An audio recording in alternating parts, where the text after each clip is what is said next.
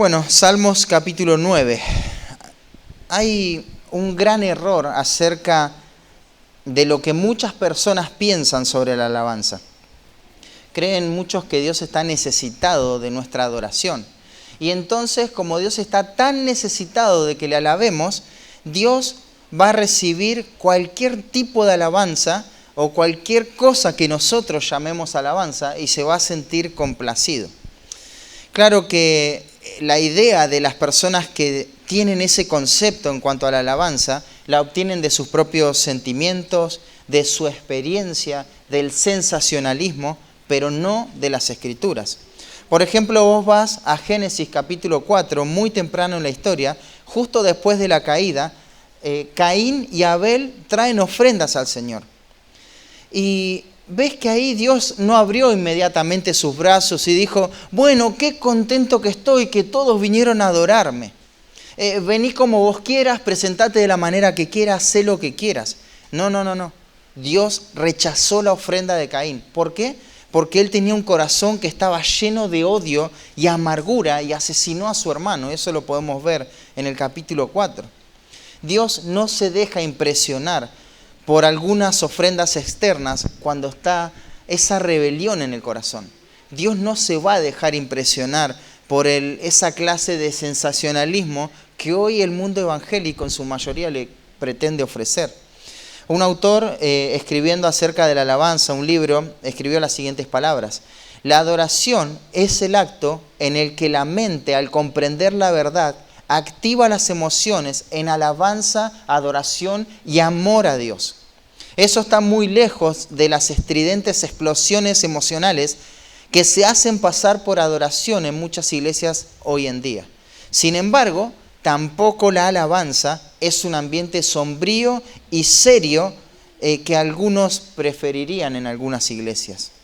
La verdadera adoración no es una lucha entre nuestra mente y nuestras emociones, sino que ambas trabajan juntas para dar gloria a Dios. Como Cristo mismo lo dijo, ¿no? A la mujer samaritana en Juan capítulo 4, Dios es espíritu y quienes lo adoran deben adorarlo en espíritu y en verdad.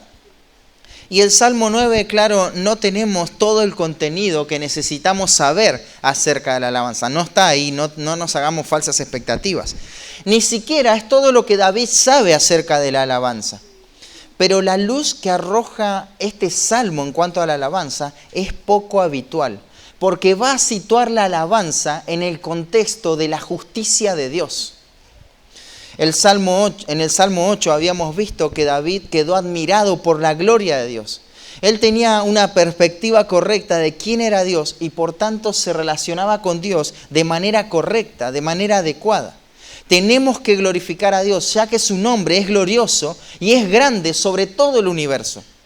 Pero el Salmo capítulo 9 va a sumar a ese pensamiento, mostrándonos la manera de alabar a este Dios glorioso por su justicia, Antes se destacó el poder, la gloria, la grandeza de Dios. Y todos tenían que quedar asombrados, todo el mundo tenía que admirar a Dios.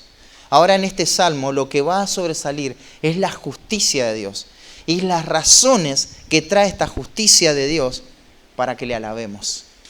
Déjame resumirte en una expresión la idea central del contenido de este salmo y podríamos decirlo de la siguiente manera. La manera en cómo Dios ejecuta su justicia,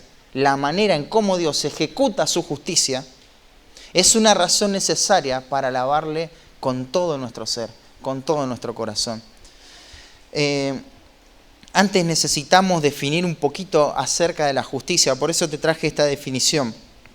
La justicia de Dios es perfecta y absoluta en y hacia sí mismo, en su prevención de cualquier violación de la justicia de su carácter y en su autorrevelación en los actos de justicia.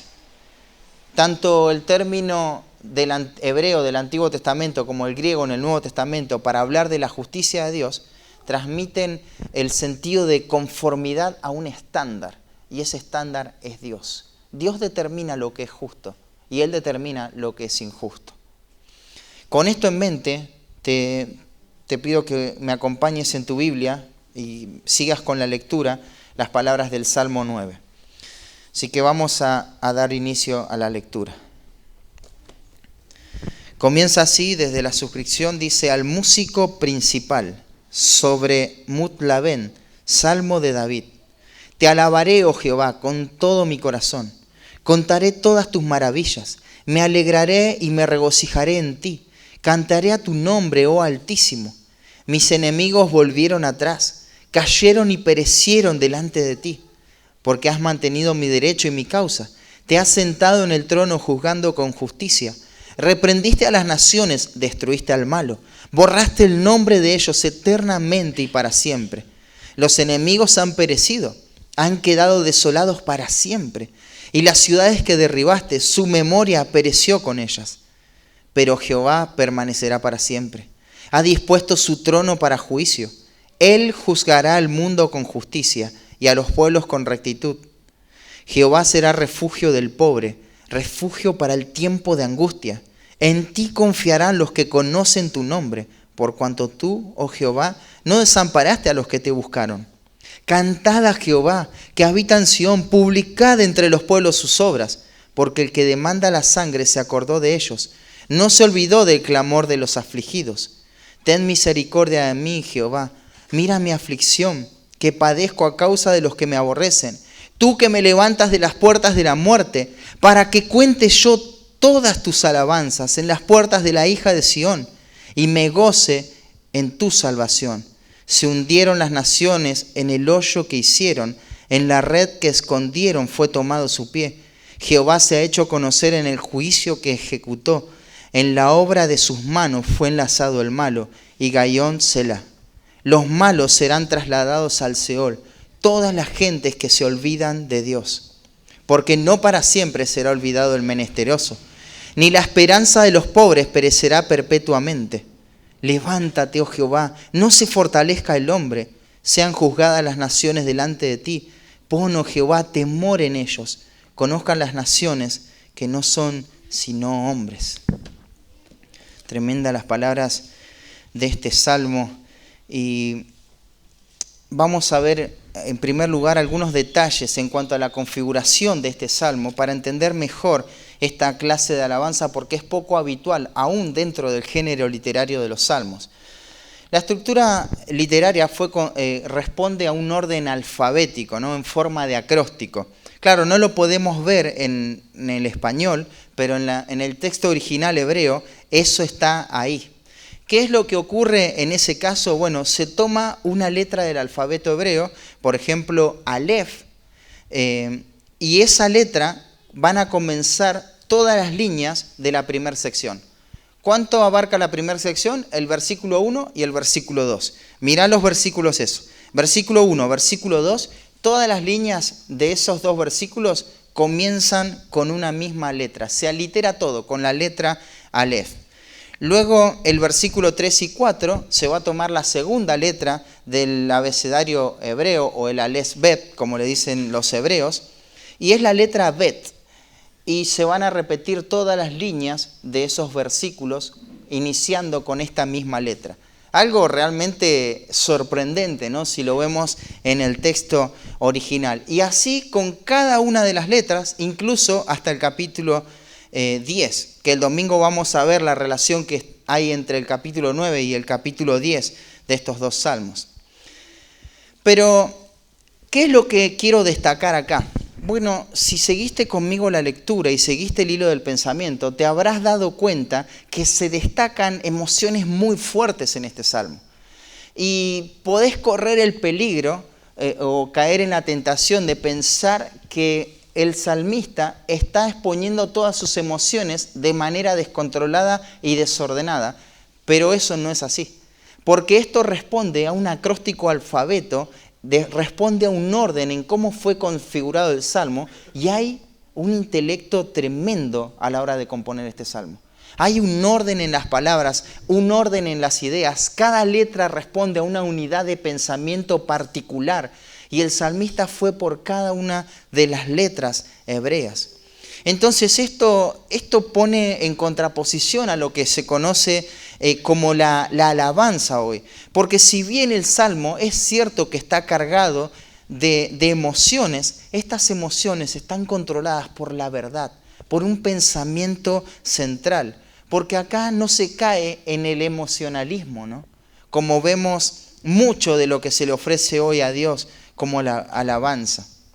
Así que al contemplar la configuración del Salmo, ya nos damos cuenta de que el salmista tenía una mente clara y va a poner convicción y va a poner firmeza en cada una de los conceptos que quiere transmitir. Él va a discernir lo que dice. Pero el título dice al músico principal. Así comienza el Salmo. Dijimos que esto es muy valioso para entender el Salmo. Si bien este es un Salmo de David, como también lo indica el título chiquito, esta canción David se la da al director de la alabanza, para que esta persona dirija a todo el pueblo de Dios en las verdades que pronuncia esta alabanza. O sea, por alguna razón, David quería que se reflexionen en las implicaciones de este cántico, ¿no? Esto no lo deja a él como simplemente Salmo de David, sino esto es necesario que se cante en la congregación. Todos tienen que cantar y ser afirmados en esto. ¿Y en qué va a ser afirmado la persona que canta esto? En la justicia de Dios. Debemos cantar acerca de la justicia de Dios y necesitamos ser afirmados en la justicia de Dios. Muchas veces solemos cantar o escuchar canciones con un énfasis bastante determinado en el amor, en la gracia, en la misericordia de Dios. Y eso está bien, ¿eh? Eso está bien porque Dios es amor, Dios muestra su gracia y su compasión, ¿no? Pero muchas de esas canciones que alegan hablar de la misericordia, de la gracia de Dios, lo único que hacen es distorsionar estas perfecciones, haciendo de la gracia una hipergracia, haciendo del amor un simple sentimiento. Y cuando te pones a pensar en la justicia de Dios, no es que se distorsiona en el cántico la justicia de Dios. ¿Qué canción conoces que hable acerca de la justicia de Dios? De un Dios justo que va a juzgar el mundo. Casi ninguna, ¿no? Esto es nulo. Esto es totalmente omitido. Esto está totalmente censurado. No se canta acerca de la justicia de Dios. De los otros atributos que parecen convenirnos, parecen porque realmente no se entienden bien, se habla mucho de eso, ¿no? Porque eso se distorsiona con un emocionalismo, con una vida sensual. Sin embargo, de la justicia de Dios, esto no se canta. Y tampoco se cantaba en los días de David tanto acerca de la justicia de Dios. Entonces David ve una razón necesaria de que esto lo cante el pueblo de Dios. Todo el pueblo de Dios tiene que cantar estas canciones bajo este director de alabanza, el músico principal, ¿no? Ahora, si David lo vio como una necesidad, para nosotros directamente es una miseria, una penuria, ¿no? Directamente no se canta acerca de esto. Es relevante este texto. Es relevante las implicaciones acerca de la justicia de Dios. Y es importante que entendamos que tenemos que cantar acerca de esta justicia. Necesitamos esto. De manera que cuando ves las palabras ahí al músico principal, esas palabras traspasan los siglos y llegan hasta nuestros tiempos e irrumpen en un mundo sensual, guiado por las emociones, para hablar la verdad. La verdad no en forma aleatoria, sino en forma intencional. La justicia de Dios. Un Dios santo, un Dios justo, exige santidad en la alabanza. Si las personas quieren relacionarse con Él en forma adecuada, en forma correcta, tienen que hacerlo de manera correcta. Dios está en oposición absoluta y fundamental al pecado. Entonces Él lo va a juzgar, como vamos a ver en el Salmo. Él va a castigar el pecado.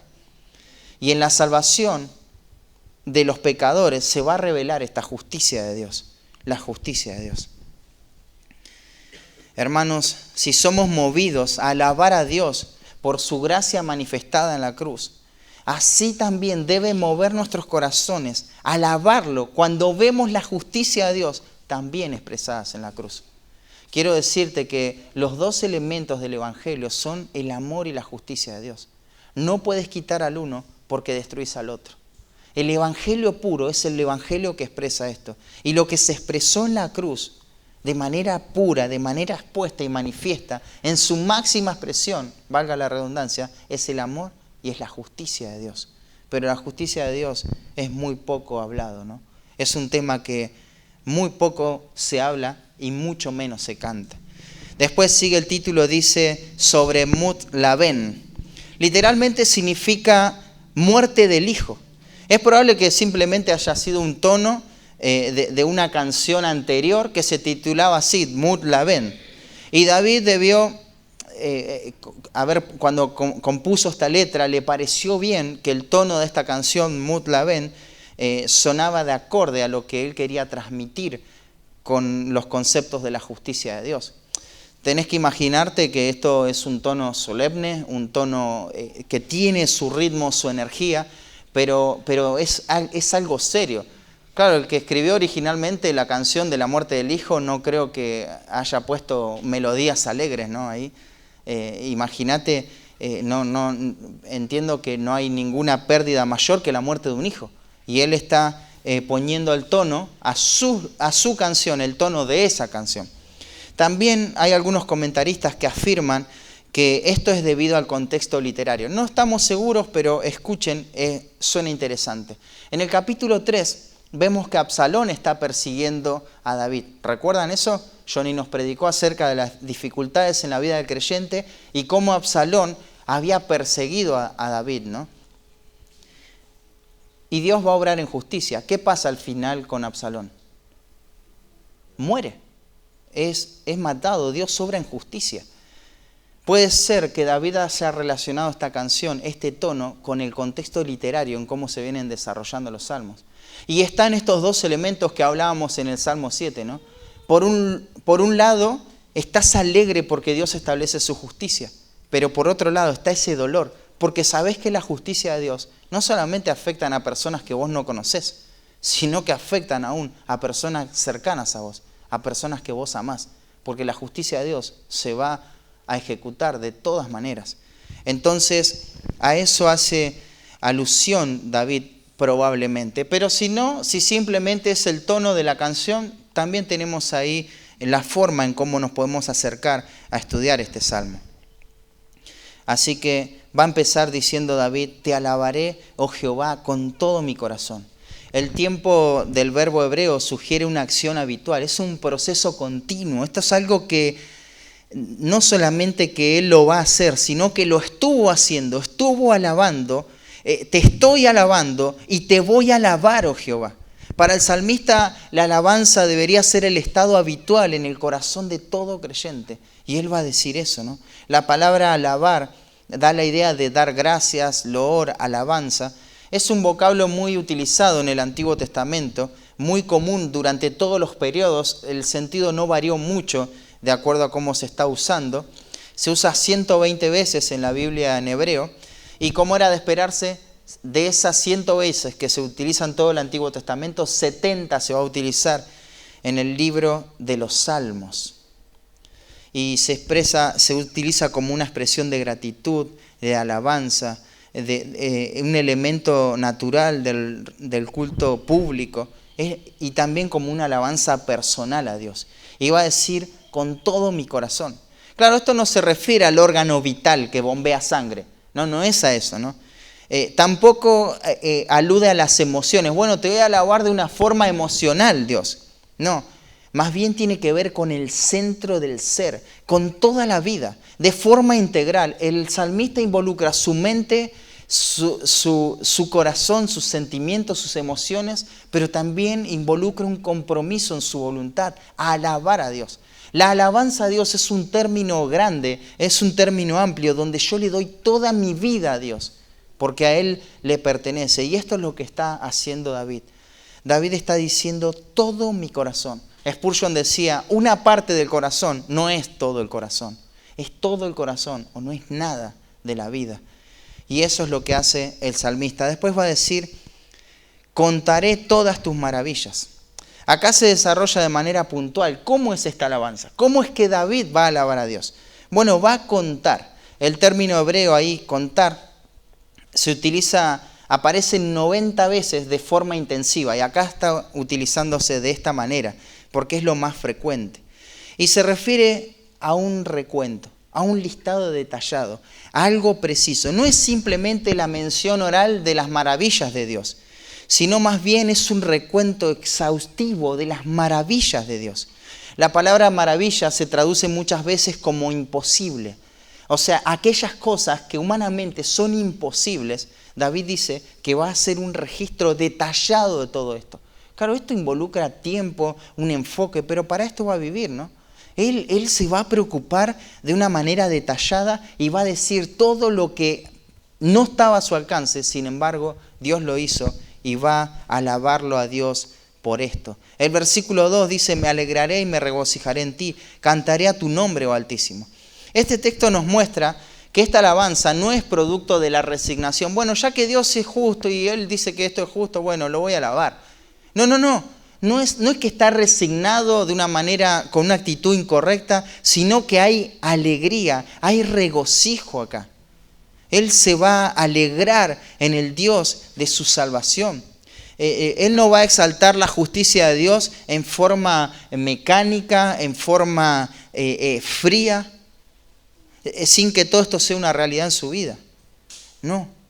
Si Dios va a ser honrado de todo corazón, de una manera exhaustiva y sobre todo con una actitud correcta.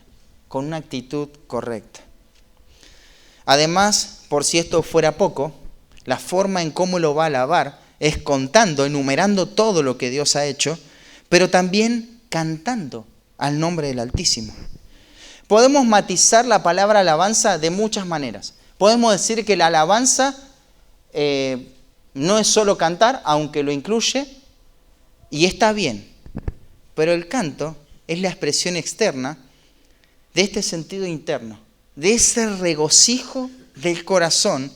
Se va a dar esta alabanza en forma de canto. Ahora Él va a cantar acerca de la justicia de Dios. Su boca va a emitir sonidos en forma de música, hablando de la justicia de Dios.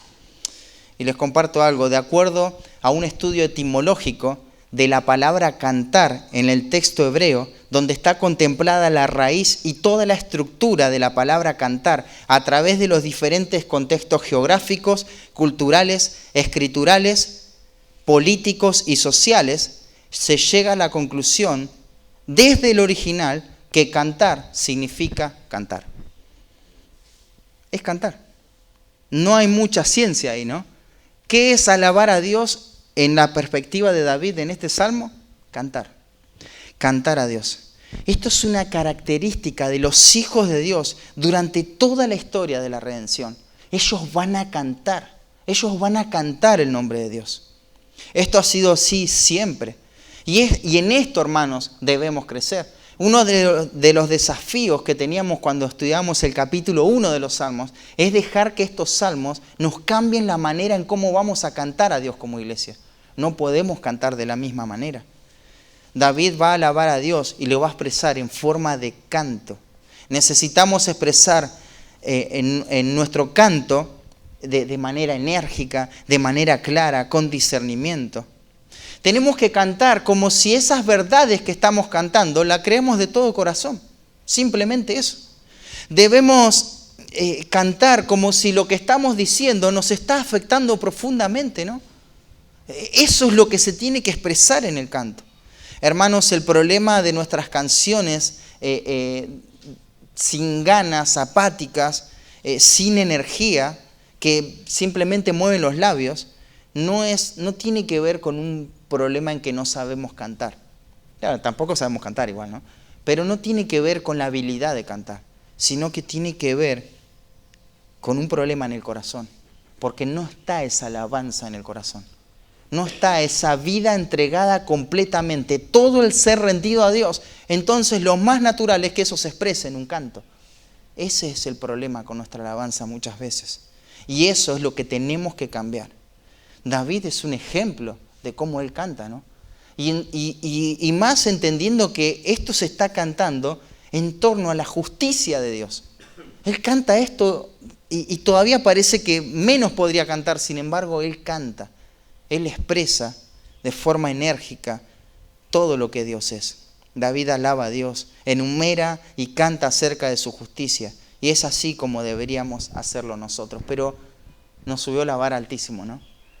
Nos subió la vara allá arriba. Él tiene una vida entregada a Dios, una intención de contar todo lo que Dios hace en su vida, y Él lo expresa en forma de canción. ¿Cómo hacemos para llegar a eso?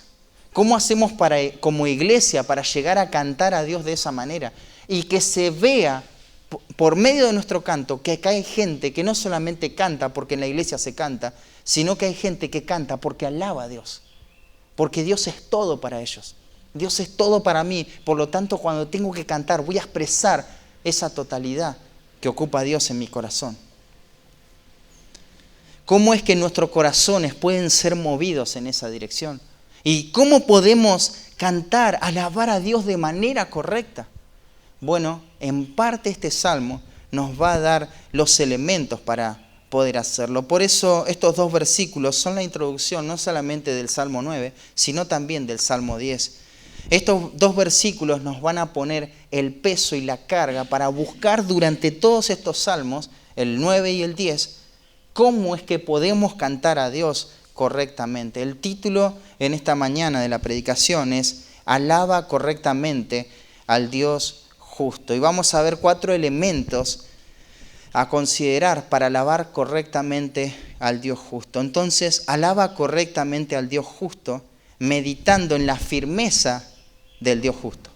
Meditando en la firmeza del Dios justo. Versículo 3 dice, mis enemigos, y hay 3 verbos ahí, volvieron, cayeron y perecieron delante de ti. Porque has mantenido mi derecho y mi causa y te has sentado en el trono juzgando con justicia. Fíjate, acá va a empezar a dar las razones de por qué canta David. David alaba la justicia de Dios porque sus enemigos fueron juzgados. Dios mostró firmeza de forma consistente por la manera en que trató con los enemigos de David. Dice que volvieron atrás, en el sentido de que ellos iban retrocediendo, ¿no? Es como que se escapaban corriendo hacia atrás. Y en ojota, no, eso lo agregué yo. ¿Te imaginas qué incómodo que sería en una batalla estar corriendo para atrás? ¿Cuánto tiempo va a pasar hasta que en medio de la batalla tropieces y mueras? No mucho tiempo, ¿no? Y este es el cuadro. Ellos fueron hacia atrás, se resbalaron, cayeron y perecieron. Fueron destruidos. La razón de esta destrucción es que Dios está sentado en el trono y Él es un juez, Él es un rey imparcial. Un rey y juez imparcial. Y delante de Dios David tenía una causa justa y él fue tratado con injusticia. Nadie va a quedar impune delante del juez. Entonces la justicia divina ahora va a intervenir. Este es mi siervo David. Él tiene una causa justa. Estos son sus enemigos. Lo están tratando con injusticia. Van a retroceder, van a caer y van a morir. Esta es la justicia de Dios por la cual él alaba a Dios. Dios interviene en justicia. El versículo 5 dice, reprendiste a las naciones, destruiste al malo, borraste el nombre de ellos eternamente y para siempre. Los enemigos han perecido, han quedado desolados para siempre. Las ciudades que derribaste, su memoria pereció con ellos. Él medita en esto, ¿no? David va a meditar en esto y la meditación no tiene que ver solamente con una reflexión en cómo Dios trató con su injusticia y hizo justicia con su causa en forma particular, sino que ahora David ve que esto en Dios es un patrón histórico. Dios es justo en una causa particular y en causas universales, porque acá se ve a las naciones. Dios está juzgando a las naciones, al malo, en su totalidad. Dios juzga una causa puntual porque Él sostiene su justicia divina de forma universal.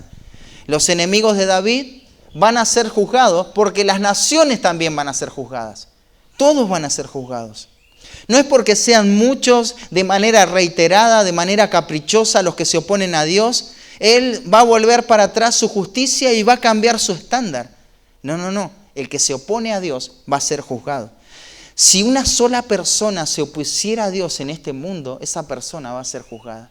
Si 10 personas se opusieran a los propósitos de Dios, esas 10 personas van a ser juzgadas. Si 1.000.000 de personas se oponen a Dios, 1.000.000 de personas van a ser juzgadas. Si toda una nación se opone a Dios, Dios no va a cambiar su estándar. Su justicia no se acomoda al estándar del mundo, a la cultura del hombre. Él define lo que es justo y todas las naciones van a ser juzgadas. Él tiene autoridad para reprender a las naciones. Y a lo largo de la historia podemos ver tantas naciones que se opusieron a Dios, ¿no? Naciones fuertes, muy sólidas, estables, que uno pensaría, esto jamás puede ser destruido. ¿Cómo es que esto puede caer? Sin embargo, hoy son solo ruinas. Y ni eso, ¿no? Porque de una piedra tienen que recrear toda una historia, ¿no? De una piedra que vos decís, esta piedra es re común, ¿cómo que sacan tantas conclusiones? Porque no quedó nada, solo ruinas, ¿no? Dios puede borrarlos del mapa en un abrir y cerrar de ojos. Puede hacer que su memoria no tenga ninguna relevancia. Dios en su juicio determina la memoria y la estabilidad de una nación hasta el momento que Él quiera. Todos los que se creyeron poderosos e impunes no son nada delante de Dios. No será diferente a los próximos que alardeen eso, ¿no? Así como Él trató en la historia con las naciones que se opusieron a Dios, así Él va a tratar a futuro también, ¿no? Se puede ver la justicia de Dios de manera macro, de manera universal, pero David dice, mi causa fue juzgada. No es que porque Dios estaba atendiendo la justicia universal, descuidó esta justicia particular. No, también mi causa fue atendida. Él atiende todas las causas porque Él es justo. Él es justo. Qué tremendo que es esto. Dice, y las ciudades que derribaste, su memoria pereció con ellos. Preguntale a Jericó, ¿no? ¿Dónde está la memoria de ese pueblo que se creía tan fuerte? La ciudad de Petra, que era impenetrable, nadie la podía conquistar. Mucho tiempo. Sin embargo, hoy literalmente no hay nada. No hay nada.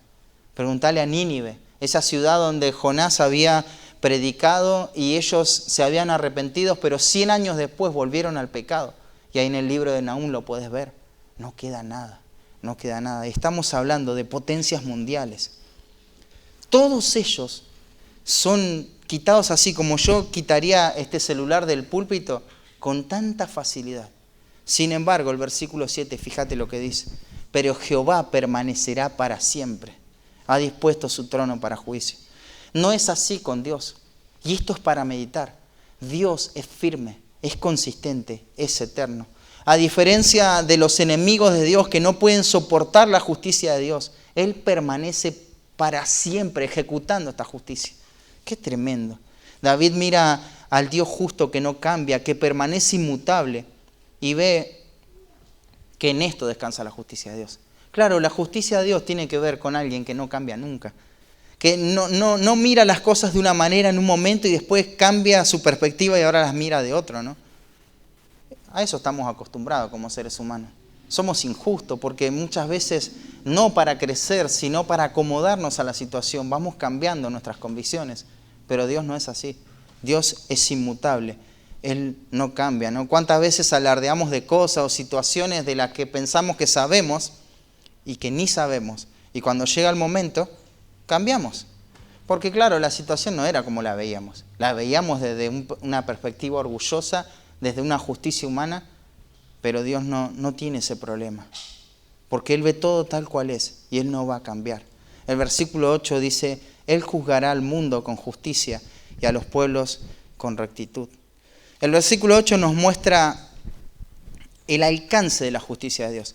Porque si bien estamos hablando de las naciones, pero acá el salmista está viendo el establecimiento del reinado justo de Dios de manera general. Él está viendo acá el reino milenial de Cristo, o podría estar viendo el reino eterno de Dios también. Pero él está viendo que esto es un patrón, que Dios lo va a tener. Dios un día va a juzgar. Y el libro de Apocalipsis va a presentar a Jesús como este soberano de los reyes de la tierra. ¿Te acordás ahí en el capítulo 1, versículo 5? Su gobierno va a ser restaurado con su segunda venida a la tierra. Y su reinado va a ser tal como lo describe Apocalipsis 19. se va a exhortar en el mismo libro de Apocalipsis, capítulo 2 y capítulo 3, a las iglesias a estar firmes en este presente siglo, para que reciban autoridad sobre las naciones en el reinado de Cristo. Nosotros como iglesia podemos recibir autoridad cuando Cristo venga a reinar sobre la tierra, ¿no? Y es así, Él va a establecer su reino de justicia. David medita, ve que su causa es juzgada, él recuerda la historia, ve cómo Dios juzga a las naciones, pero él ve este reino inconmovible, hace un vistazo a este reino escatológico de Cristo y él dice, Dios es un juez justo, su reino es de justicia. Entonces no se preocupa porque sabe que Dios es firme, ¿no? Y es consistente, de lo más grande a lo más chico, y su justicia nunca va a cambiar. Meditar en la firmeza de Dios, del Dios justo, debe producir alabanza. Claro, por eso él alaba a Dios. Esta era una de las razones. Pero también debe hacernos reflexionar si estamos reflejando esa justicia inmutable de Dios. Si somos consistentes con lo que creemos que es justo, o si somos inconsistentes con eso. En cómo nos relacionamos con nuestras familias, con los hermanos, con nuestros hijos incluso. ¿Estamos mostrando un Dios justo? ¿O estamos mostrando un Dios que va cambiando de acuerdo a lo que le queda cómodo? Entonces hay varias preguntas para hacernos en este punto. Alaba correctamente al Dios justo, meditando en la firmeza del Dios justo. Pero este primer punto nos lleva necesariamente al segundo punto, de manera predecible, ¿no? Ya que Dios mantiene su justicia firme, inmutable, sin ningún tipo de descuido, entonces podemos confiar. Y el segundo punto es, alaba correctamente al Dios justo, confiando en la protección del Dios justo, confiando en la protección del Dios justo. Versículo 9 dice, Jehová será refugio del pobre, refugio para el tiempo de angustia. Probablemente, acá solamente se alude al pobre materialmente hablando, pero no es la referencia final del salmista. No es a donde apunta el sentido, a una persona que carece de bienes económicos. Se utiliza este cuadro para hablar de otra cosa. Porque, fíjate, si no, sería que todos los pobres tienen refugio en Dios y entonces le van a poder alabar correctamente al Dios justo. O sea, en lugar de predicar el Evangelio, lo que deberíamos hacer es buscar la manera en cómo podemos reproducir más pobres. Así muchos alaban a Dios correctamente. Pero no tiene sentido eso, ¿no? Entonces, pobre, no hay una alusión al pobre para mirar la condición de este pobre, pero la referencia específica de pobre tiene que definirse como aquel que perdió toda confianza en sí mismo. Alguien que sabe que no tiene ni la fortaleza ni la justicia para hacer frente a la necesidad en él mismo. Alguien que es humilde y se entrega por completo a la confianza en Dios, tal como lo expresa el versículo 10, y ahora lo vamos a leer. Y es esa condición en la que estaba colocado David, ¿no? Porque probablemente David acá no carecía de recursos económicos, pero él sí se veía como pobre, porque él decía, yo no puedo hacer frente con mi propia justicia, necesito confiar en la justicia de alguien más. Entonces el pobre es aquel que perdió toda confianza en sí mismo. Él no puede resolver esto, no puede salir de esta situación. Pero el versículo 10 dice, en ti confiarán los que conocen tu nombre. Por cuanto tú, oh Jehová, no desamparaste a los que te buscaron. Acá está el testimonio de la fidelidad de Dios, hermanos. Estos que conocen a Dios son los que entraron en una relación estrecha, íntima con Él. Y experimentan su guía, su dirección. Ellos conocen el nombre de Dios. Miran a Jehová, al gran yo soy. No pierdas el efecto de lo que esto significa. Se está hablando del nombre de Dios. Si hay algo sublime en la literatura del Antiguo Testamento, si hay algo santo, algo solemne, es el nombre de Dios. Y tenés que traer a tu mente el significado que estas palabras tienen. El nombre de Dios es el término para referirse a Dios en el Antiguo Testamento más común, y ese es Jehová. El nombre más común es Jehová. Aparece 6.800 veces. Y deriva de este juego de consonantes, ¿no? De las 4 consonantes hebreas que son transliteradas en español como Yahvé. ¿Te acordás ahí el episodio de la zarza ardiente cuando Moisés le pregunta, y si me preguntan quién te envió, ¿quién le digo? Yahvé, yo soy el que soy, te envió. Claro, el significado de Yahvé es importante para la teología. Deriva del término Javá, que especialmente está en este trasfondo de Éxodo 3, y el significado esencial de Yahvé es Él es o será. Escuchá bien esto. Él es o será. Este nombre indica pues que Dios es quien quiere ser. Dios es quien quiere ser. Da a entender que no tiene ni principio ni fin y que vive un permanente presente. Él existe en sí mismo como un eterno presente. Todo esto viendo el significado de estas palabras. Este nombre implica que su ser surge de su autodeterminación de ser y de ser quien Él es y lo que Él es, de modo que Dios es eternamente quien es Él y lo que es. Parece que no tiene sentido esto, ¿no? Sencillamente, Dios es quien es y quien quiere ser eternamente, sin principio, sin final. Es una forma hebrea de expresar que esto no se puede describir. Este ser está encima de los hombres, encima de todo este universo. Es incapaz de ser definido. Pero sí lo que podemos aprender con este nombre son los compuestos del nombre de Jehová. Y por si no lo sabías, quiero decirte que siempre, no siempre, pero muchas veces, para tener una idea más clara de quién es este Jehová, este Yahvé, se nos da un compuesto con ese nombre. Se nos pone una palabrita al lado para que tengamos más precisión de eso. Y rápidamente quiero pasar por estos compuestos para que tome este texto la trascendencia que merece. En primer lugar, podemos pensar en Yahvé Sabaoth, o sea, Jehová Sabaoth. Dios es Jehová de los ejércitos o tropas, puesto que es y será quien es. Dios creó y gobierna los ángeles como ejércitos del cielo para cumplir sus propósitos en su creación. También tenemos a Yahvé Jireh. Jehová proveerá o visitará. Puesto que es y será quien es, Dios visitará y proveerá todo lo necesario para cumplir su promesa. Por ejemplo, esto se menciona en Génesis 22, 14, cuando Abraham recordó a Dios por su nombre y dijo Jehová Jireh, Yahvé Jireh. Tenemos también a Jehová o Yahvé Rafa o Rofé. Dios es tu sanador, Jehová tu sanador. Puesto que es y será quien es, Dios librará a su pueblo para que cumpla su voluntad. Moisés se acordó de esto cuando Dios endulzó, curó, sanó las aguas en Mara y el pueblo pudo beber y vivir, pudieron vivir.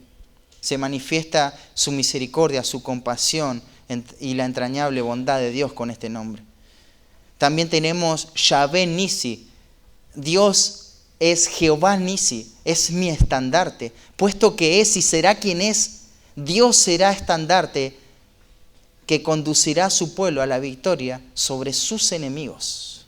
Y Moisés va a adorar a Jehová Nisi por haberle dado la victoria sobre Amalek. ¿Te acordás cuando tenía que levantar los brazos y le ayudaron? Tenemos a Yahvé Mekadishkem, que es Jehová que os santifico, puesto que es y será quien es. Dios santificará o apartará su pueblo del pecado y de las naciones circundantes para ser obedecido. Tenemos también Yahvé Shalom, que es Jehová Shalom. Esto es nuestra paz, ¿no? Y Él va a mandar esta paz, va a salvar a Israel. Y hay varios usos que podemos ver en cuanto a esto. Tenemos Yahvé Roi. Dios es Jehová, es mi pastor. Puesto que Él es y será quien es, según el Salmo 23, Dios proveerá todo lo que su pueblo necesita en esta vida, en la muerte y para siempre. Él va a guiar y va a pastorear y va a proteger a su pueblo. Tenemos a Yahvé Shidkenu. Dios es Jehová, nuestra justicia. Qué propicio esto, ¿no? Puesto que Él es y será quien es. en el futuro Dios establecerá al Mesías como el rey de la descendencia davídica y reinará como rey, el cual será dichoso y hará juicio y justicia en la tierra. Tenemos Yahvé Sama, Dios es Jehová Sama. Él está ahí, significa esto. Puesto que es y será quien es, Dios restaurará a Israel como una nación salva en la tierra prometida y levantará un nuevo templo en una Jerusalén renovada y se llamará según el nombre Jehová está ahí. Esa presencia que ya no está más ahí, bueno, va a estar ahí. En ti confiarán los que conocen tu nombre. Van a confiar. Todo esto está implícito en los que confían, en los que conocen. La palabra conocer, entran en una relación experimental con el nombre de Dios y se relacionan en todos estos tipos de formas y matices. Jehová provee, Jehová es el que pelea por nosotros, Jehová es nuestro sanador. ¿Conoces el nombre de Dios? ¿Has experimentado por la fe y el arrepentimiento una relación con Jesucristo? ¿Estás disfrutando, si ya eres salvo, esa confianza en el Dios de tu salvación? Confiar en la protección del Dios justo deriva en una alabanza correcta al Dios justo. Confía en Dios para salvación si todavía no lo has hecho. Podés descansar en Jehová, en su nombre, con todos sus compuestos. Tenés acceso a esto. Qué maravilloso, qué gracia de Dios para nuestra vida. Esta confianza y conocimiento en el Dios justo nos tiene que llevar a la acción. Otros tienen que saber acerca de esta justicia para que también confíen en la protección y en el cuidado del Dios justo. Por eso la exhortación va a comenzar en el versículo 11. Dice, cantad a Jehová, que habita en Sión. O sea, nosotros confiamos, ahora ustedes canten a Dios. Publicad entre los pueblos sus obras, porque el que demanda la sangre se acordó de ellos. No se olvidó del clamor de los afligidos. Él es justo, ¿no? Todos los que tengan acceso al conocimiento de Dios, les va a decir nuevamente esta palabra misteriosa, ¿no? Esta palabra que necesitamos 20 diccionarios para descubrir qué es. ¿Cuál es? Cantar. Cantad a Jehová. Cantad a Jehová. Pero también publicad. El conocimiento del nombre de Dios es algo que nos tiene que afectar, hermanos. Pero también es algo que debemos manifestar y exponer a otros. Otros tienen que escuchar acerca del conocimiento del nombre de Dios. Todos deben estar expuestos ante este conocimiento de la justicia de Dios. Porque claro, este es el evangelio puro de la gracia de Dios. Tiene que tener este elemento de la justicia de Dios. Un evangelio sin el aspecto de la justicia de Dios es una promoción nada más. Es una promoción sentimental que puede pegar y atraer a mucha gente, pero necesitamos evaluar en nuestra propia vida cómo estamos presentando el nombre de Dios, cómo estamos mostrando al Dios justo, aún en la manera en cómo predicamos. ¿Cómo predicamos? Algunas preguntas que nos podríamos hacer es, ¿crees que Dios ha estado siendo justo contigo? Él dice que Él es refugio. ¿Ha sido justo contigo? ¿De alguna forma estás resentido con su trato justo hacia vos? ¿Hay algún reproche en tu corazón? Capaz no en la superficie, pero cuando mirás el corazón, ahí está ese pecado. Bueno, el camino es el arrepentimiento, la confesión delante de Dios. ¿Acaso hay una injusticia en Dios? ¿Acaso Él no hizo lo que dijo que iba a hacer? No, Él es justo. Pablo ahí en Romanos capítulo 9, versículo 14 y 15 hace esta pregunta retórica, ¿no? ¿Qué diremos? ¿Qué diremos pues? ¿Hay injusticia en Dios? No, de ninguna manera. Ni se le ocurra a nadie pensar que hay injusticia en Dios. A Moisés le dijo, voy a tener misericordia del que tenga misericordia y me voy a compadecer del que me compadezca. Y esto es justo. Esto es justo. Cuando no vemos la justicia de Dios como algo justo, el problema es que nosotros no estamos aceptando la voluntad justa de Dios para nuestra vida y su voluntad soberana. ¿Y quién tiene que cambiar? Nosotros y nuestra perspectiva en cómo estamos interpretando la vida y a Dios en su obrar justo.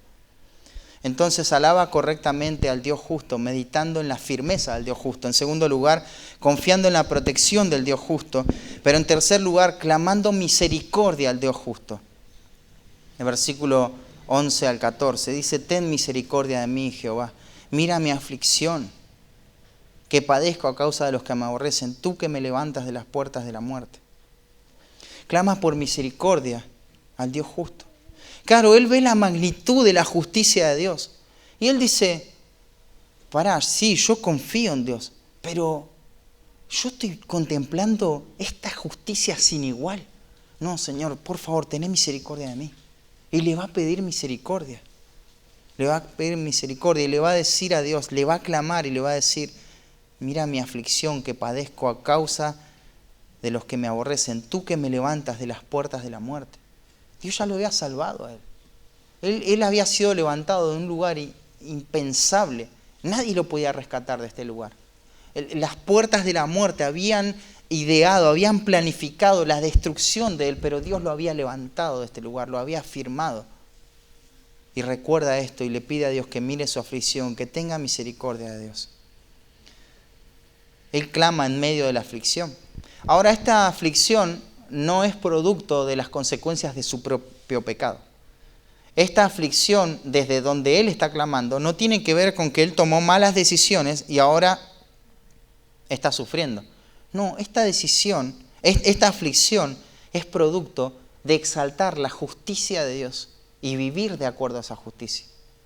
De manera que esto es lo que hace que personas lo odien a él. Personas odian a David porque él vive la justicia de Dios. Y ahora le pide misericordia a Dios. Y uno pensaría, bueno, vamos a ver el propósito por el cual le pide misericordia a Dios en medio de esta situación. Bueno, Señor, tené misericordia, mis enemigos me persiguen, lo pide en ese contexto, pero por favor alivia mi dolor, quita esta aflicción. No, eso yo ya sé que tiene que venir porque es así, va a decir David. El versículo 14 nos da el propósito exacto, para que cuente yo todas tus alabanzas en las puertas de la hija de Sión y me goce en tu salvación. Qué tremendo, hermano. ¿Para qué quiere misericordia David? Para continuar alabando. Una y otra vez la palabra contar, ¿no? Para que cuente yo todas tus alabanzas. Quiero hacer un registro público y exhaustivo de todas las alabanzas a Dios. Quiero ser estratégico también en las puertas de la hija de Sión. ¿Qué eran las puertas de la hija de Sión? Bueno, era el lugar más público que podía haber en una ciudad. Desde ahí se determinaba cómo se iba a desarrollar la ciudad, se tomaban las decisiones más importantes, se juzgaba, era parte del tribunal también. Dice David, me quiero parar ahí y quiero hablar de Dios y que esto se disemine por toda la ciudad, que todos vean esto. Para eso quiero misericordia, para eso quiero misericordia. Era la oración de Pablo, ¿no? Que pedía oración para tener denuedo, para poder hablar de Dios como debe hablar. Y el salmista le está pidiendo misericordia a Dios. Cada uno de los que predicamos la verdad tenemos que venir y pararnos con la seguridad y confianza de que Dios es el que está obrando y lo que hemos estudiado es la palabra de Dios, pero con ese espíritu humilde pidiéndole a Dios misericordia. Porque ¿quiénes somos nosotros para mostrar a un Dios justo? A menos que la misericordia de Dios intervenga. No lo podremos hacer. Querido amigo, hermano, clama a Dios por misericordia para poder contar las alabanzas de Dios de manera expansiva. Que esto no sea algo que, bueno, lo alabo en mi interior y ya está. No, que lo puedas comunicar. Mantén esa expectativa de poder ver a personas salvarse. Fíjate, dice, y me goce en tu salvación. Claro, cuando yo publico esta alabanza, personas van a entender la verdad y se van a salvar y yo me voy a gozar con esto. Pero claro, no está en nosotros el salvar a las personas, ¿no? Y si publico estas alabanzas y nadie se salva, bueno, me voy a gozar en mi salvación. Dios salvó a una persona con toda seguridad. Si no salva a otro, fuera de mí, me va a salvar a mí. Y eso es lo que David quiere hacer. Entonces, esa tiene que ser la expectativa, ese tiene que ser nuestro corazón. Cantemos a Dios, hablemos de Dios, alabemos, publiquemos las alabanzas a Dios con la expectativa de que otros también puedan salvarse. Entonces, Alaba correctamente al Dios justo, meditando en la firmeza del Dios justo, confiando en la protección del Dios justo, clamando misericordia al Dios justo. Pero cuarto y último, del versículo 15 al 20, y esto es algo terrible, anhelando temor hacia el Dios justo. El salmista va a describir ahora cómo Dios ejecuta en forma precisa su juicio sobre sus enemigos. Y es todo lo que va a hacer del versículo 15 al 20. Y de alguna manera la intención de estos últimos versículos es infundir temor en el corazón de los hombres que no conocen a Dios o que lo toman a la ligera. Él quiere, en esta última sección, infundir ese temor. Y eso es lo que nos proponemos en este último punto. Dice, se hundieron las naciones en el hoyo que hicieron. Si hay algo a lo que más le tengo miedo, es a los pozos. Qué feo que es ver un pozo. La sensación de estarte cayendo en un pozo y la oscuridad, no saber qué hay ahí, y si tiene agua y cosas que te empiezan a rozar que no sabes qué es horrible. No quisiera morir ahogado en un pozo. O sea, prefiero otra muerte, ¿no? Pero bueno, Dios va a determinar cómo tenga que morir. Pero aunque le tengo miedo a los pozos, cuando veo un pozo, tengo que ir a mirarlo para impresionarme. No sé por qué, pero siempre hago eso. Es algo cómico, ¿no? Pero me atraen los pozos, pero les tengo mucho miedo. Veo videos de pozos, derrumbes, tapas que se rompieron, tragedias, todo eso veo, porque le tengo mucho miedo a los pozos. Y dice, estas naciones se van a hundir en el pozo que hicieron. En la red que escondieron fue tomado su pie. Hermanos, esto parece simple, pero esta es la manera final del juicio de Dios. ¿Te acordás ahí el Salmo 7 que lo habíamos visto? Es el mismo patrón, ¿te acordás? Dice, pozo ha cavado y lo ha ahondado, y en el pozo que hizo caerá. Su iniquidad volverá sobre su cabeza, y su agravio caerá sobre su propia coronilla.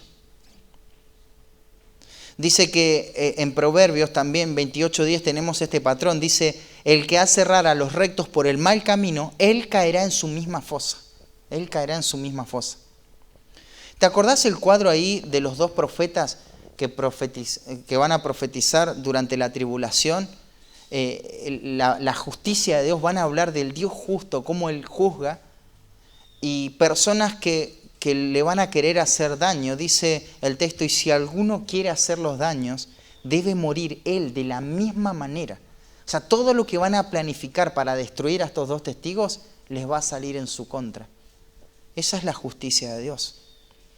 Pero pensá y acompáñame a Romanos capítulo 1, si podés, Romanos capítulo 1, versículo 24 al 32. No lo vamos a leer todo, pero quiero que pienses que el mundo pagano y moral, el juicio más severo que Dios les ha dado es dejarlo hacer lo que sus deseos persiguen.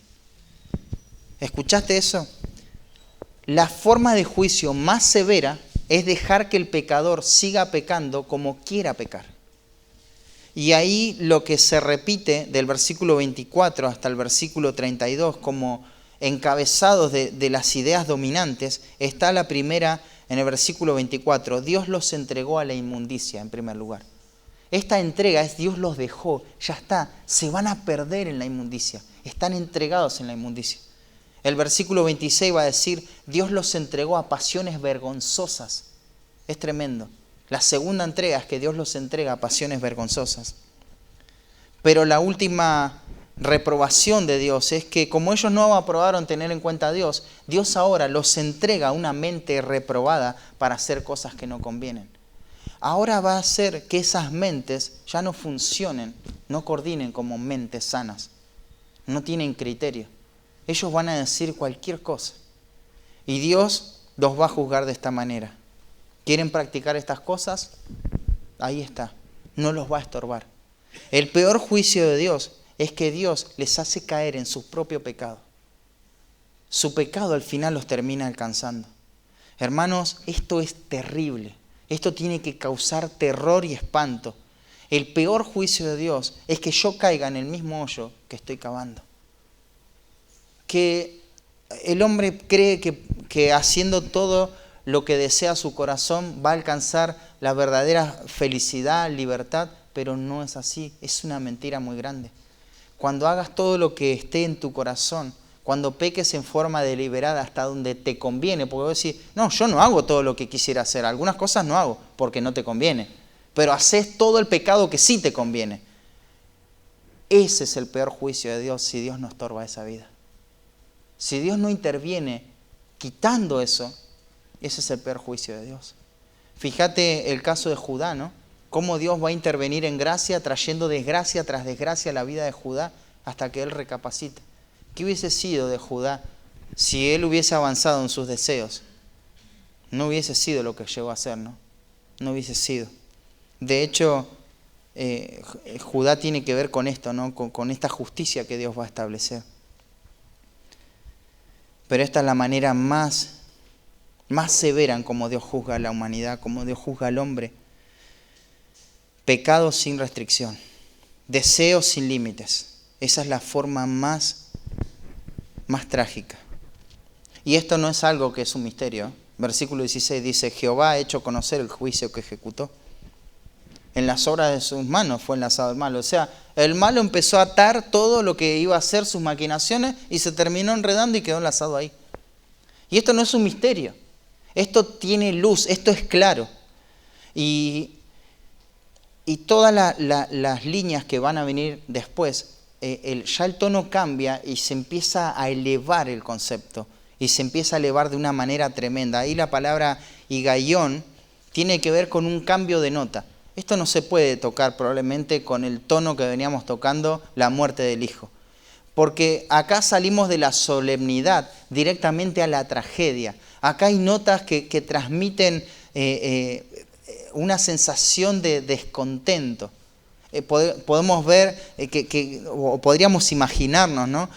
Notas que vos decís, oh, qué tortura escuchar esto. Se cambia de ritmo.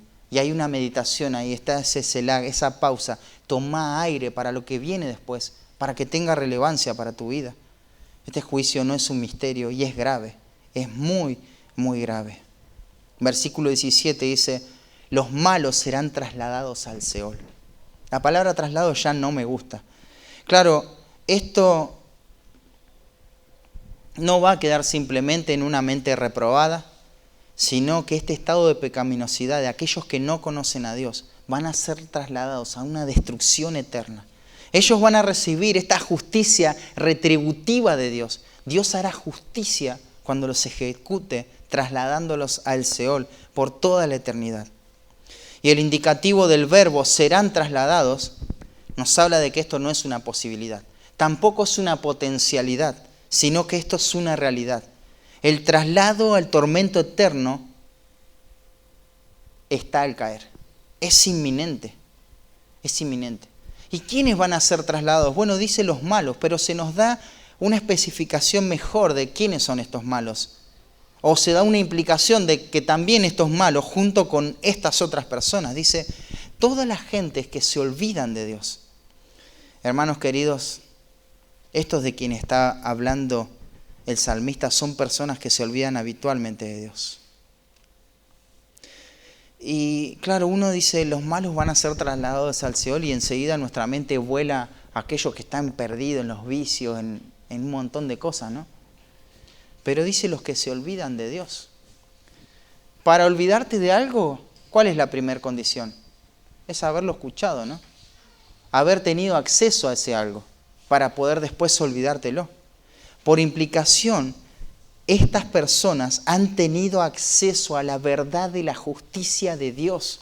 Estas personas fueron expuestos a la verdad. Estas personas escucharon la predicación, conocieron al Dios justo y se olvidaron de Dios. Son personas que sí abandonaron, se olvidaron de Dios y están ahí afuera perdiendo y viviendo como quieran. Ellos van a ser trasladados al Seol. Este es su destino, este es su veredicto final. Pero también son personas que están entre nosotros y se olvidan de Dios. ¿Qué es olvidarse de Dios? Déjame darte un poco más de claridad en lo que esa palabra significa. Olvidarse de Dios es no creer en la verdad de Dios como algo relevante para mi vida. O sea, yo sé que Dios dice esto, pero yo para tomar esta decisión puedo determinarlo de esta manera.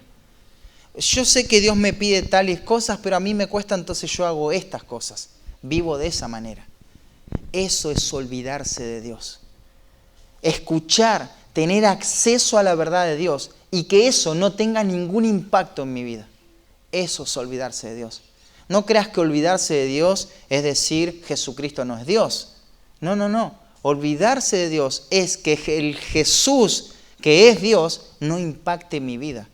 Que no sea trascendente, que sea tomado como, bueno, algo más. Eso es olvidarse de Dios. Y el veredicto es, ¿qué es lo que va a pasar con estas personas? Bueno, serán trasladados al Seol. Qué tremendo. El salmista diría, bueno, seguí con ese pecado. Seguí ahí, seguí cavando el hoyo, seguí con esa dirección en tu vida, seguí lejos de Dios, olvídate de Dios, olvídate de todas las implicaciones. Esto es lo que va a pasar. Finalmente, Dios te va a dejar que vivas como quieras vivir. No se va a oponer, nadie te va a decir nada, olvídate, pero vas a ser trasladado al Seol. Claro que la salvación no depende de nuestras obras, pero nuestras obras manifiestan si somos salvos o no. Y la manera en cómo encaramos la vida manifiesta esa salvación. Y encarar la vida teniendo a Dios como una religión, como algo distante, lejano, es olvidarse de Dios.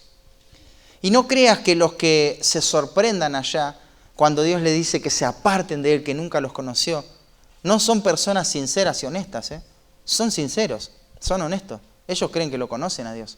Pero Dios no trasciende en sus vidas. Dios es irrelevante en sus vidas, en sus decisiones, en su forma de manejarse, en cómo encara la vida directamente.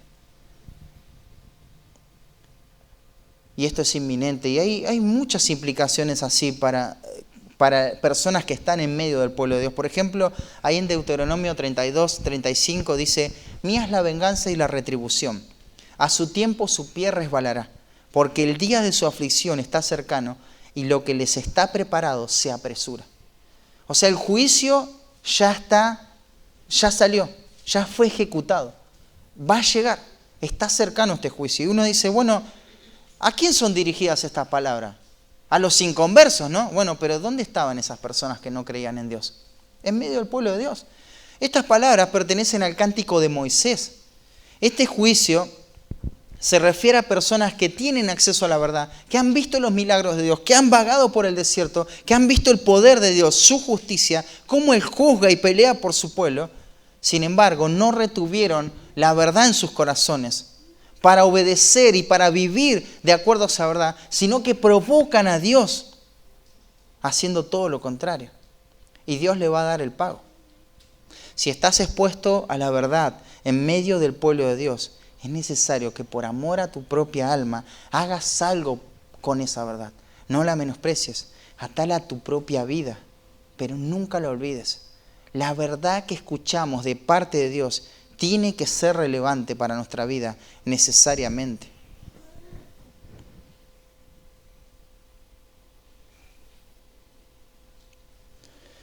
Anhelo de todo corazón, querido hermano, que si esto describe la manera en cómo te estás relacionando con la verdad, de no darle la relevancia que la verdad tiene, en esta mañana esto pueda producir temor de Dios en tu corazón y que ese miedo te lleve al arrepentimiento.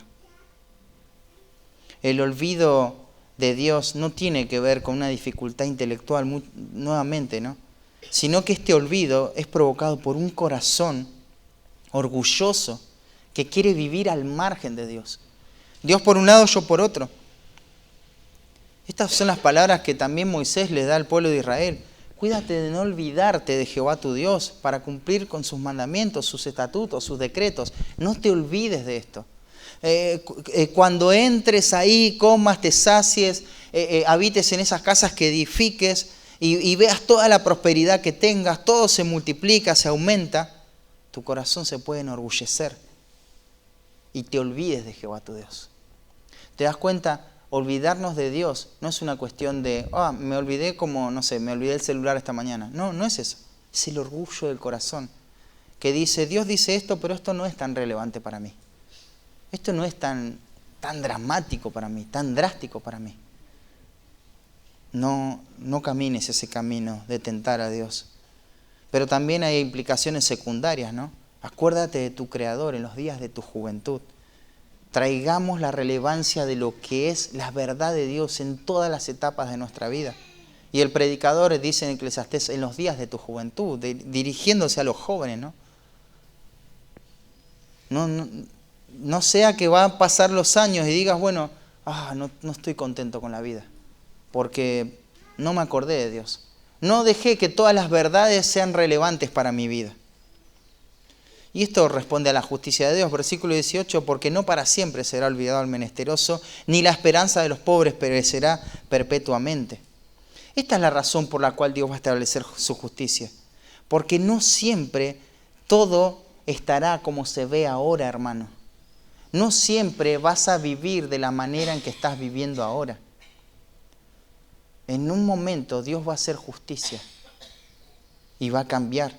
Y está ese deseo de infundir temor de Dios y va a clamarle a Dios ahora. El versículo 19 dice, levántate, oh Jehová, no se fortalezca el hombre, sean juzgadas las naciones. Esto es lo que brota del corazón del salmista. Señor, levántate. ¿Qué significa esto? ¿Que Dios está acostado? No. Significa que, Señor, afirma tu carácter, afirma tu reputación, tu memoria, tu nombre. Mostrarle al hombre lo que vos sos y que el hombre no se recupere de esto, que ellos no se puedan poner en pie, que no se fortalezcan. Juzgá a las naciones, afirma tu carácter, Señor. Poné en ellos temor, y esto no es un temor reverente, esto es un pánico, es un terror, es un miedo. Que las personas tiemblen de miedo y que ese terror los conduzca a la verdad del Evangelio. Que ellos puedan conocer a ti, que conozcan las naciones, lo frágiles que son. No son sino hombres, nada más que eso. Seres muy diferentes a lo que describimos con el nombre de Jehová y todos sus compuestos. Hombres que no existen en sí mismos, que no son autosuficientes, autodependientes ni autoexistentes, que existen porque alguien más determinó que existieran, que no determinan absolutamente nada y que sus propios caprichos y orgullos no significan nada delante de Dios. Él alaba a Dios por su justicia y lo hace pensando en esto. Hermano querido, no juegues a ser Dios. Somos simples mortales. No nos afirmemos en nuestro orgullo, en nuestra forma de conducirnos. Temblemos ante Dios. Y apreciemos, hermanos, que tenemos acceso a la verdad de Dios de manera pura. Apreciemos y valoremos eso. Valoremos el acceso a la verdad. Pero no para decir, qué lindo que tengo acceso a la verdad en la iglesia. No. Valoremos el acceso a la verdad para que esa verdad transforme nuestra vida. Para que eso sea relevante en nuestra vida. Para que eso cambie por completo nuestra vida. Entonces alaba correctamente al Dios justo. ¿Y cómo lo hacemos? Bueno, es un estándar muy alto el que había puesto David en cómo él iba a alabar, pero acá nos dio un poquito de ayuda, ¿no? Meditando en la firmeza, la consistencia del Dios justo, confiando en la protección del Dios justo, clamando misericordia al Dios justo, pero anhelando temor hacia el Dios justo. Señor, bendice tu palabra y que traiga el fruto que tu Espíritu Santo quiere producir en cada uno de nuestros corazones, Señor. Pero que podamos huir, escapar de todo pensamiento que haga irrelevante tu palabra, que lo menosprecie, que rebaje las implicaciones de cada uno de los textos que vimos y que podamos vivir para tu gloria. En el nombre de Cristo Jesús, amén.